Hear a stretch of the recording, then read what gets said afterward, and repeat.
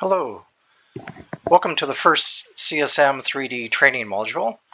This is an introductory session to show you the lay of the model, its main features, and how you can access certain elements of the software. So looking at the site straight on, we've got the plane, which is the main body and the main window that you'll be working with. In that plane you can move up and down as per these arrows, which I'll explain later. You can also see on the left-hand side where it says plane, it's highlighted in green.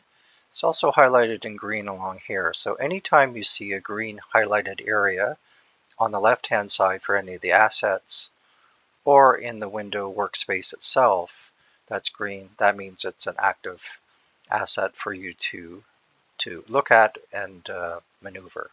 You can also turn off things just by simply clicking on and off this little eye. Got a couple of features I wanted to show you right away.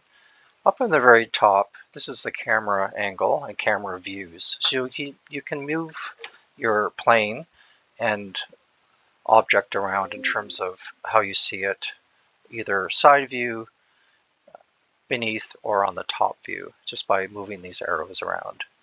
You've got an undo and redo button. You've always got this help command, which will provide you with additional commands in terms of the keyboards, and also describes these commands on the right-hand side for the specific assets. This box right here is your asset library, and it provides all the details and on the different assets and how you can choose them.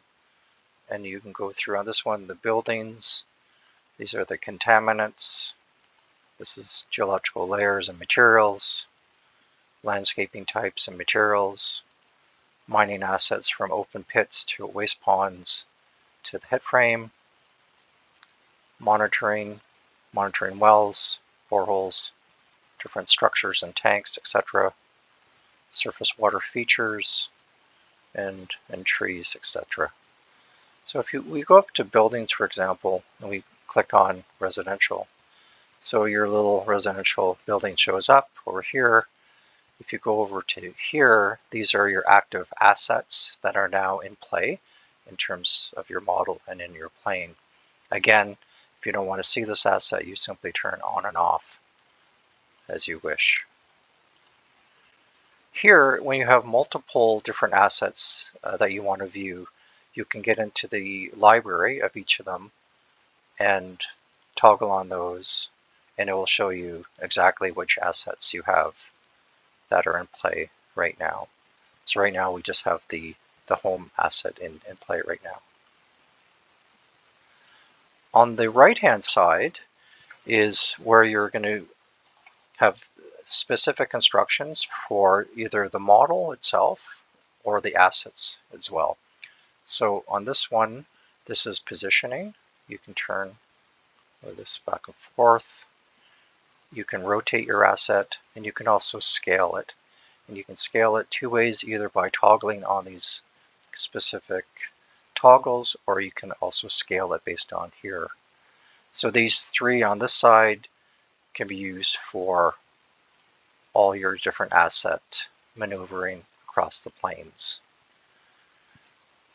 Down the list, in terms of the specific commands, you can print your model, you can add site photos and tables to your model that pop up in this section of the screen. You can delete certain assets as you wish. We'll get into this next function in a specific video, but this is deformation, so you can deform surfaces, etc. This is where you can add site maps and overlays, and it lands right on top of the plane itself. So you need to be in plane mode, and then you can overlay your specific site map that you wish. This is saving your whole model as a JSON file into your files. This is where you can upload your model in your files. This lock feature you don't need to worry about too much, but it locks a specific asset when you're doing deformation and some other additional functions just so it keeps it on track. And then you have a function where you can use a pen as well. So this is basically the main elements of the whole model. This is on the right hand side. You've got all your specific instructions. You've got your camera, and then over here you've got your library, and then you've got your assets in play. There's also some commands on your keyboard that you can use. So you've got the A moves it to the right, D moves it to the left, W zoom in, and then you can zoom out as well. And then if you use your mouse on the right hand side and you hold your mouse down, you can rotate as well all the way around. So that's your first instructional video, and I hope it makes sense as we start building this up into specific models. Thank you.